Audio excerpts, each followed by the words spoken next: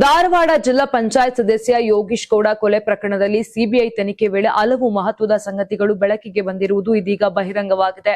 A1 ಆರೋಪಿ ಬಸವರಾಜ್ ಮುತ್ತಗಿ ಜೊತೆ ಸಂಪರ್ಕ ಸಾಧಿಸಲು ಮಾಜಿ ಸಚಿವ ವಿನಯ್ ಕುಲಕರ್ಣಿ ಅವರು ಪತ್ನಿಯ ಹೆಸರಿನಲ್ಲಿ ಸಿಮ್ ಕಾರ್ಡ್ ಖರೀದಿಸಿದ್ದಾರೆಂದು ತನಿಖೆಯಲ್ಲಿ ತಿಳಿದುಬಂದಿದೆ. ಅದೇ ಸಿಮ್ ಕಾರ್ಡ್ ಬಳಸಿ ವಿನಯ್ ಕುಲಕರ್ಣಿ ಅವರು ಬಸವರಾಜ್ ಮುತ್ತಗಿ ಜೊತೆ 94 ಬಾರಿ ಮಾತನಾಡಿದ್ದಾರೆಂದು ಸಿಬಿಐ ದಾಖಲೆಗಳು ಸೂಚಿಸುತ್ತವೆ. ಯೋಗೀಶ್ ಗೌಡ ಕೊಲೆಯಾದ ನಂತರದ 6 ತಿಂಗಳ ಅವಧಿಯಲ್ಲಿ ಬಸವರಾಜ್ ಮುತ್ತಗಿಯನ್ನ 57 ಬಾರಿ ಸಂಪರ್ಕಿಸಿದ್ದಾರೆಂದು ತಿಳಿದು ಬಂದಿದೆ. ಈ ಪೈಕಿ 6 ಬಾರಿ ಇಬ್ಬರು ಒಂದೇ ಪ್ರದೇಶದಲ್ಲಿ ಇದ್ದದ್ದು ತನಿಖೆಯಲ್ಲಿ ಪತ್ತೆಯಾಗಿದೆ ಎನ್ನಲಾಗಿದೆ. ಇನ್ನು ಜಿಲ್ಲಾ ಪಂಚಾಯತ್ ಚುನಾವಣೆಯಲ್ಲಿ ಯೋಗೀಶ್ ಗೌಡ ಗೆಲುವು ಸಾಧಿಸಿದ್ದೇ ಕೊಲೆಗೆ ಪ್ರಮುಖ ಕಾರಣ ಎಂದು ಹೇಳಲಾಗುತ್ತಿದೆ.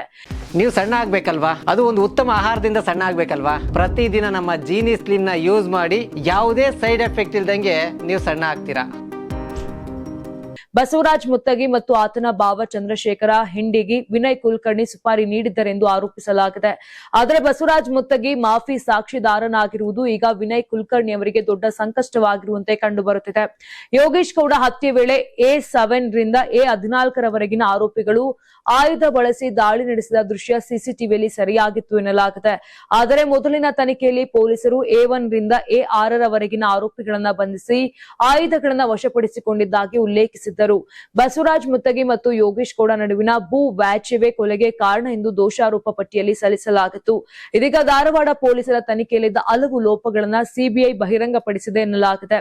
ಇದೀಗ ಜೀವಾವಧಿ ಶಿಕ್ಷೆಗೆ ಗುರಿಯಾಗಿರುವ ವಿನಯ್ ಕುಲಕರ್ಣಿ ಅವರು ಬೆಂಗಳೂರಿನ ಪರಪ್ಪನ ಅಗ್ರಹಾರ ಜೈಲಿನಲ್ಲಿ ಚಿಂತೆಯಿಂದ ಕಾಲ ಕಳೆಯುತ್ತಿರುವ ಮಾಹಿತಿ ಲಭ್ಯವಾಗಿದೆ. ರಾತ್ರಿ ಪೂರ್ತಿ ನಿದ್ದೆ ಮಾಡದೆ ಸಿಬ್ಬಂದಿ ನೀಡಿದ ಊಟವನ್ನು ಸೇವಿಸದೆ ಮೌನವಾಗಿರುವಂತೆ ತಿಳಿದು ಬಂದಿದೆ.